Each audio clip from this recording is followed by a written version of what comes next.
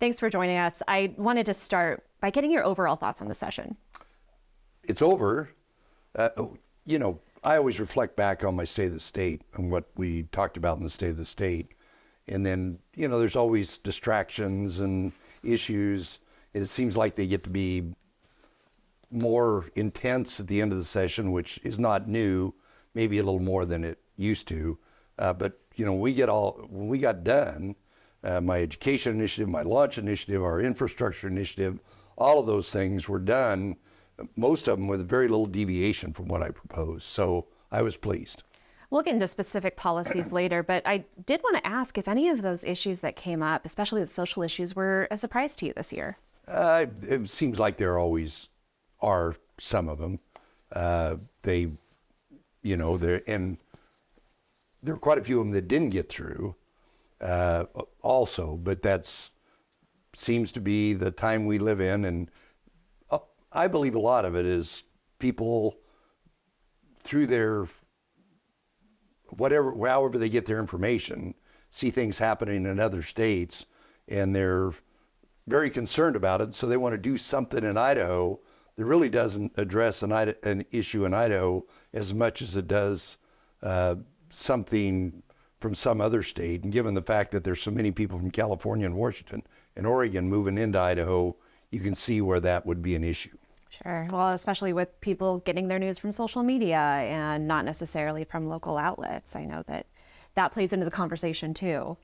I wanted to ask about Medicaid. There was a lot of concern from lawmakers this year about the expanded budget, the highest we've ever seen. And we know that the Department of Health and Welfare is currently in the redetermination process to figure out who is still eligible under expansion after the COVID federal emergency ended. We know that some will no longer qualify and have to shift to private insurance. Some lawmakers have expressed concern about the 6-month timeline for that redetermination process, saying that it's taking too long. Are you happy with the pace? Well, I'm also concerned. And, Medicaid has been an issue. And of course, we did the expansion.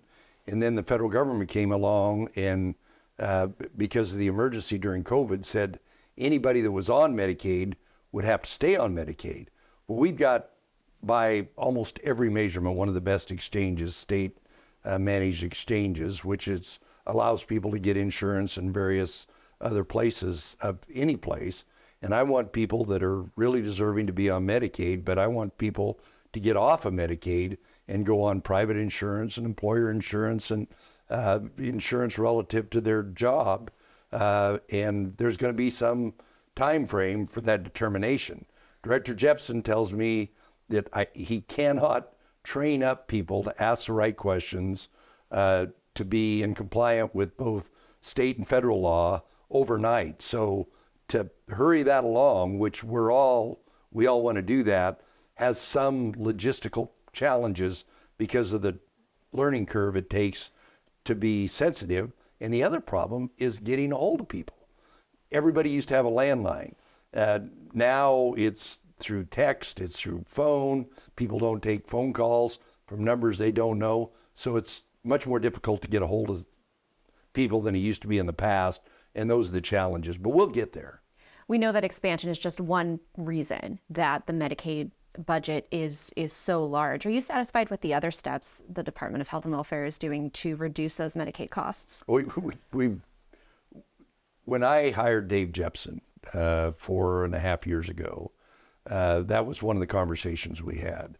He came from the healthcare industry, so he was aware of that. And I says, I want to get the cost of Medicaid down to the taxpayers. Everybody knows I'm an education guy, and the two things that have been the drivers of the economy, contrary to education and contrary to tax relief, are Medicaid and corrections. We're making good progress in corrections, but we literally have more control over corrections than we do over Medicaid. And with the lack of control the state has, it's more difficult, but we're still on a mission to get the cost of Medicaid down. When you talk about progress that we've made with corrections, are you talking about the recidivism rates going down over the years? Well, and then we have programs for people. It takes a while, but if you take an incarcerated person, they're going to get out, you know they're going to be back on the street. And, you know, one thing we didn't do before was even let them have a driver's license. Now they have a driver's license. Now they have a pathway to a job. Now they have a skill.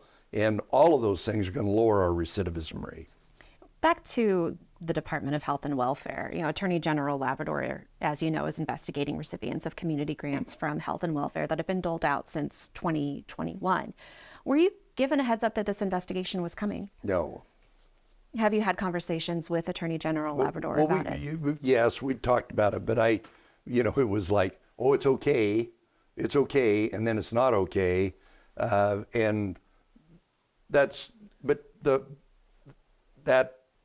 investigation will play out, and we want to be compliant with the laws and with the intent, but it was providing programs for kids. You touched on this a bit, but there were a lot of concerns from lawmakers on the Joint Budget Committee, especially that these grants, some of them at least, were going out to unqualified recipients. And for those who aren't familiar, these are grants meant to help children with learning loss between the ages of 5 and 13 years old. And some of these grants went to programs that also served children younger than 5, in addition to the older kids. You touched on this, but do you share that concern? Well, we always want to be compliant with whether it be federal law, state law, or state legislative intent. And we were kind of signaled that given the mix of what it is, it was okay. And now in hindsight, they say it's not. We'll let it play out and see what happens. We want to be compliant. Where are you personally on it, though? Well, I think if we knew this is one-time money, and this was basically to help people that had suffered some of the negative consequences of COVID. We wanted to have care for children, particularly, you know, parents that were having challenges. We wanted to get that. We want to continue to address care for children, and I want kids to be as prepared as possible when they get into kindergarten, so they're reading proficiently by the end of the 3rd grade. Those are all goals of mine. But we can do that at age 5, but sometimes it's hard if somebody says they're going to be 5 next week. Say, well, you can't go on the program at the opening day this week. But that's one example. We've seen tension between the Attorney General's office and the Department of Health and Welfare. But how is your relationship with the Attorney General, more broadly speaking? Well, of course, we're on the land board together, and we see each other at other events, and we'll work our way through it. You know, General Wasden was there for a long, long time, and there was obviously a comfort level. General Labrador has a different position, and we'll work our way through it. I wanted to touch on abortion-related issues. Last year, after the overturn of Roe v. Wade, you wrote about the importance of making sure that we're taking care of mothers and families while celebrating the ruling from the U.S. Supreme Court. You wrote that families, churches, charities, and local and state government must stand ready to lift them up and help them and their families with access to adoption services, health care, financial and food assistance, counseling and treatment, and family planning. We are being called to support women and our fellow community members in extraordinary new ways, and I'm confident Idahoans are ready to meet this responsibility with love and compassion.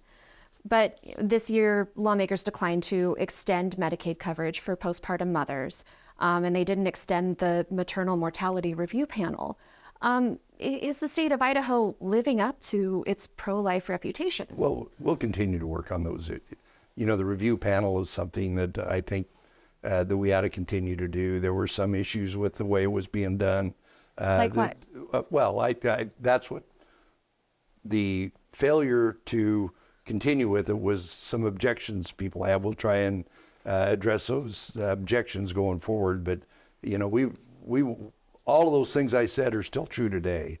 It's, you know, it ebbs and flows, and we've got 2 or 3 different court rulings that are in play. So until we understand the lay of the land, you know, the Dobbs decision changed a lot of things, and there are other laws that have changed a lot of things. We've got to see how that plays out. But I'm still, the issue of supporting mothers, whether it's foster, adoption, fill in the blank, those are all very important.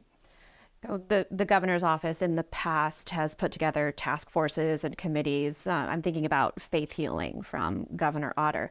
Is the maternal mortality review panel something that you can address on an executive action level? Well, I think the first thing we can do is address the concerns of the legislators that had a significant issue with it, and we will work on that.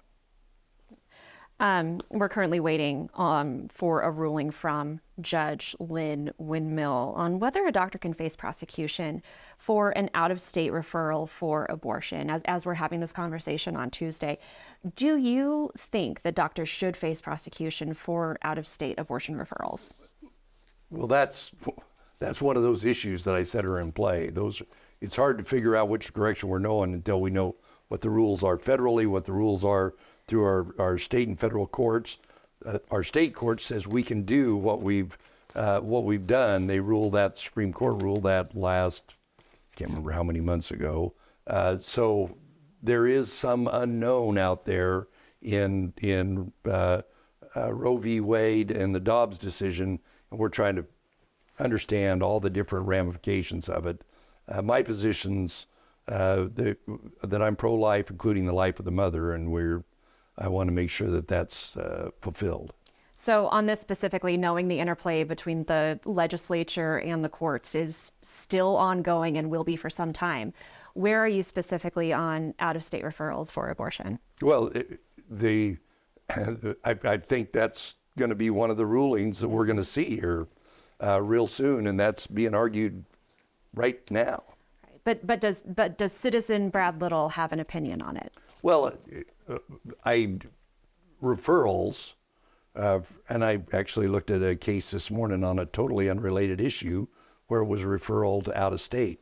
That's guaranteed by the Constitution, that a doctor's right to make a referral because, a good example is North Idaho.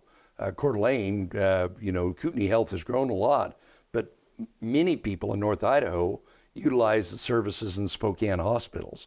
To say you couldn't refer there, or somebody in Moscow couldn't be referred to Pullman, those are things that are real problematic.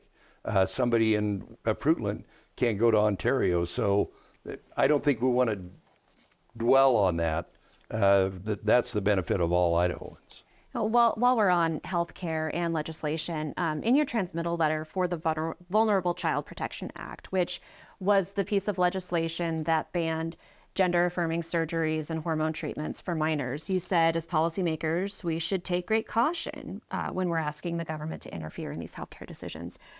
We already knew these gender confirmation surgeries for children weren't happening in Idaho, and most people agreed that was a fine part of the legislation. But there were already teens in Idaho who were receiving the hormone therapies, who were concerned about the continuation of their treatment and a sudden stop to that treatment. What would you say to those families? Well, I want to be understanding if they're getting that therapy, not for gender transformation, but they're getting that therapy for a different reason, they can continue to get those. So it's a narrow group of kids that is not very well defined. There's the number of children that we're talking about. I think this is going to play out in a larger scale. There's about 20 states that have this right now, and I know there's going to be more. Probably a year from now, after the federal courts have played in, we're going to know more. But to me, what we do in behavioral health to help these kids when they're young, either through their faith-based groups, through social services, and particularly through schools, I think is going to make a big difference, because we see so many challenges that kids today have that are different than kids even 10 years ago, that we really need to concentrate on what we do in the mental health side to help these kids, given the challenges that they have today in modern society. You said it's a narrow group of teenagers who are currently receiving this, transgender minors who are receiving this treatment, but they are still here, and they are in Idaho, and they are receiving the treatment. you believe they should have to stop that treatment? Yes. You campaigned on creating an Idaho where our children will want to stay, but we've personally talked to families who have already looked at relocating, who have already put their houses on the market. And I've talked to other pregnant women who have lost their OBGYNs because of concern over prosecution over the abortion laws. How do you address the concerns within your party without alienating Idahoans who would otherwise want to stay? Well, of course, healthcare OBGYN is a very expensive program.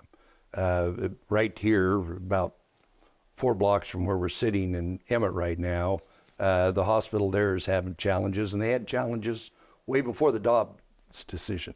It's really expensive, particularly for small hospitals that don't have a big volume, and that's going to continue to be the place. We want to be supportive, and matter of fact, the number one priority for us in our launch and in higher education is more people to help in the healthcare field, and that's going to continue to be the case. But in the instances of the 2 hospitals, that has been something that's happened for a long time in Idaho because providing those services are very expensive for particularly a small hospital. But the current political climate has exacerbated that exodus. Fair. and is also, we've heard from hospitals that they're having trouble recruiting new healthcare workers to the state as well. So how do you overcome that while still acknowledging that this is a priority for the Republican Party? But it's always been a problem. It's not lost on anybody that even with all the resources we put in to try and get residents to come in to be whatever kind of a doctor, particularly in rural Idaho, we had the least amount of doctors per capita. I think we were second or third to last. And that's why we need to continue to put resources in there to recruit doctors, and particularly to get our Idaho kids to go to medical school and practice here in Idaho. I wanted to switch gears now and talk about the firing squad legislation. This was a bill that you supported, that you signed. Can you talk about the reasons that you supported the firing squad? Well, I signed it. I wasn't out leading the band on it. Capital punishment. I'm a believer in capital punishment. I'm not excited about capital punishment. Last year, the legislature, we proposed the legislature basically some help so that activists couldn't stop the availability of the right kind of lethal injection pharmaceuticals. I believe we're still going to get there. But as a message, we're going to say we're going to do capital punishment in Idaho. That is not at all our preferred method, but we're not going to let a group of activists stop us from having justice here in Idaho. You said that this sends a message, but it could very well result in state employees having to execute a death row inmate. And this is something you touched on in your transmittal letter. You said you were concerned about minimizing stress on corrections personnel. When there are multiple people, as you know, involved in an execution, considering your concern for their mental health, are you willing to be a witness to one of these firing squad executions, should it come to that, and go through what you're asking state employees to go through? I don't believe it'll come to that. Let's just suffice it to say that because I believe that we're going to find, because a lot of states are in the same condition in Idaho, that we're going to find the necessary compounds we need to have there's nothing humane about the death penalty, but have the most dignified and humane execution process we possibly can. But if it does come to that, are you willing to be a witness to that execution? We're a long way to go before we get to there. We got a lot of things to do before that point in time. Back to some of the social issues that came up this session, you vetoed the library bill, and that veto stood. But we know that there are already ongoing discussions about what, if anything, the legislature should do and who should be responsible for what kids are checking out, whether that's the libraries or the parents. Have you been involved in any of those talks about what's next? Yes. What are you hearing? Well, before I vetoed the bill, I talked to the sponsors of it, And I put that in my transmittal letter that I was worried about the unintended consequences. The intended consequences, we don't want pornography available to our children in libraries. But the case they cited was the Boise Library. I said, the Boise Library's got lots of resources, lots of paid staff, lots of room for children's only. I know communities where there's one room and it's a volunteer in there. Are we going to allow people to go in there and make money by saying this book that should be in this section was over in this section because somebody put it in the wrong section and it's available and it's $2,500 per instance, not $2,500 per library. Some of these library budgets are only $60,000 or $70,000 for the whole year. I'm a literacy person. I will continue to be a literacy person. And one of the best ways to help families and children get over their literacy hurdles is to have a good library. And so I am opposed to pornography being available to children, but I also want to support libraries. And this one kind of tipped the scales the other way. Since then, I've had conversations. Some of the people interested is what can we do to address the concerns of the authors of the legislation? You know, I did notice that the House attempted to override the veto, and that override vote got more votes than the initial library bill itself, that there were a handful of Republicans who signed on to the override attempt who didn't support the original legislation. The legislature also overrode your veto on the property tax bill, of course. The first veto override in 15 years. Is there a takeaway in there about your ongoing relationship with the legislature? Well, obviously, I'm not a fan of being overridden on veto. I veto bills for a specific purpose. But if you take the tax bill and you look at what I proposed in the State of the State, which was $120 million in ongoing transfer of your sales and income tax over to help with your property tax, the end number was 116 or 117 plus some more money there. I vetoed the bill, sat down with the Senate, helped them craft a bill that addressed some real fundamental problems about how we paid for roads, how we paid for public defense, the implementation of it.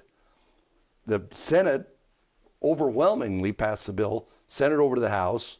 They rejected it, and they jealously guard their constitutional right to be the source of property tax, of tax legislation. I've been around, this is not my first rodeo on tax legislation. So they shot down the Senate bill, but it took 3 bills and 6 appropriation bills to take care of the issues that I brought up in the bill I vetoed. So in a way, the legislature acknowledged your issues. You said it, not me. Well, this was a big year for education, of course, including the Idaho Launch scholarship, the program expansion for the Idaho Launch program. But one of the tweaks to the program that you proposed was telling students that they couldn't use the $8,000 for 4-year institutions like University of Idaho, Boise State University, LCSC, ISU. We know that those universities offer training for arguably in-demand careers like teaching and healthcare. Are you concerned about the new restrictions that were placed on that program? I take a different view of it significantly because originally it was all going to funnel through Launch. But actually, when I started talking about it last fall, I wanted to go through opportunity scholarships, which is what you're talking about as our traditional 4-year institutions.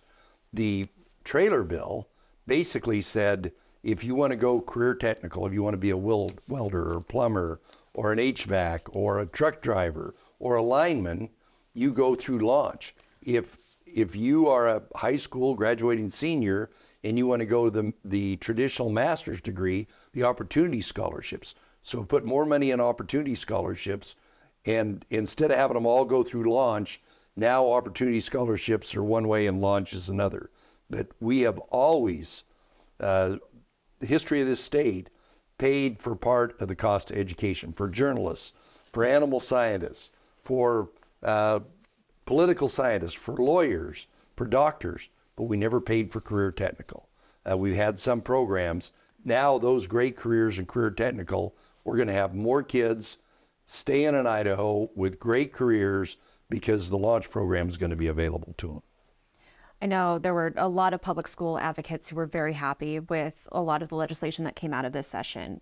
Raise and starting teacher pay, the making permanent the Empowering Parents grant program, passing a bill that opens up open enrollment at all public schools across Idaho. There was also a large investment in school facilities, tackling it through multiple ways, including the property tax bill. But at the same time, just last week, a fire caused by faulty electrical wiring burned down a good portion of a Pocatello high school. And we know that there are a number of old schools around Idaho that have a lot of backlogged maintenance. Are you worried that this year's investments might not go far enough for addressing these problems? Well, it'll continue to be an issue, and how we do that, the part of the property tax bill, I don't think addresses the big issue.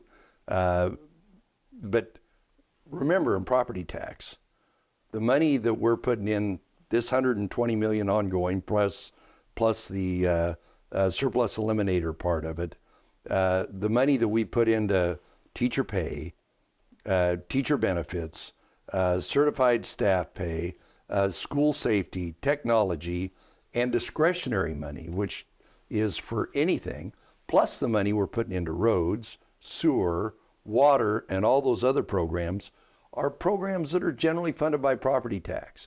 As this plays out, and highway district commissioners, school board members, county commissioners, city councilmen see that, there should be a lessened need for property taxes. Now, I'm not making any promises, but those are all indirect property tax relief that are out there right now.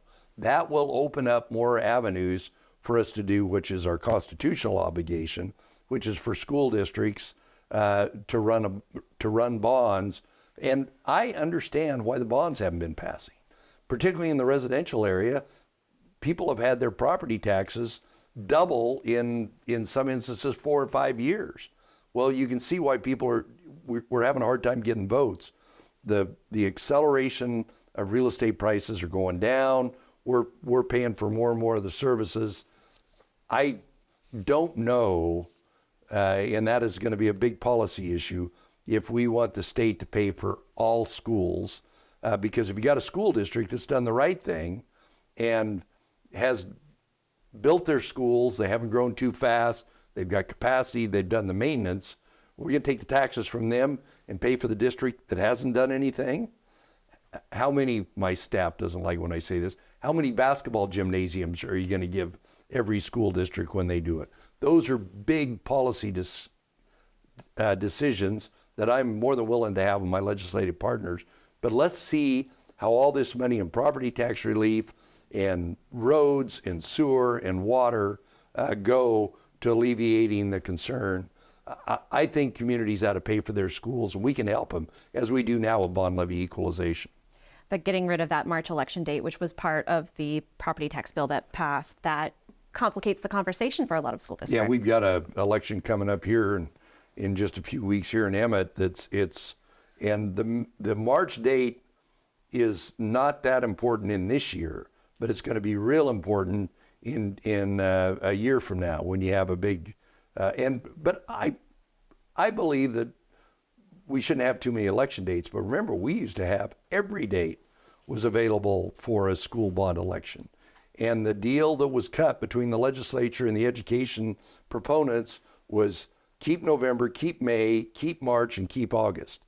The school advocates were willing to give up August, but the legislature, to my less than enthusiastic response, did away with March. And I think March is critical in the long run to help these school districts.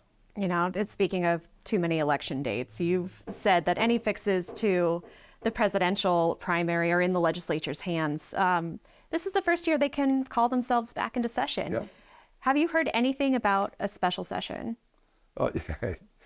even before they amended the Constitution, I would have legislators call me and say, this is critical to my constituents or to me, we need a special session. Myself and literally all of my predecessors, we have the least amount of special sessions in Idaho, or at least we have. We've only had 4 in the last 20 years. That there ought to be an agreement. It ought to be widely viewed by the legislature before they come to town. Otherwise, if you come to town and there's no agreement, the whole process for the public to engage is done in, one committee room or one leadership room. And so from the transparency side, I think that special sessions where you waive all the rules and hurry things through is only should be necessary if there's a real emergency, as we have in the past. Have you heard anything about lawmakers calling themselves back? Always. Just one last question. What didn't the legislature address this year that you wish they had? Well, probably the only thing is, the package that we sent to them. I said we got 95% of what we wanted done.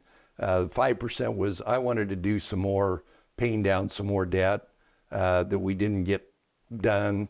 But we've done a great job of our rainy day funds, surpluses and out years.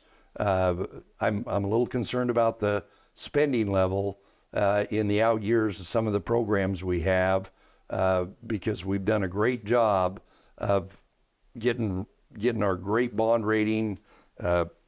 We just issued $400 million worth of bonds for road projects, and in this market, to get that done at 3.8% was absolutely incredible. All right. Thank you so much for joining us. Oh, you're welcome.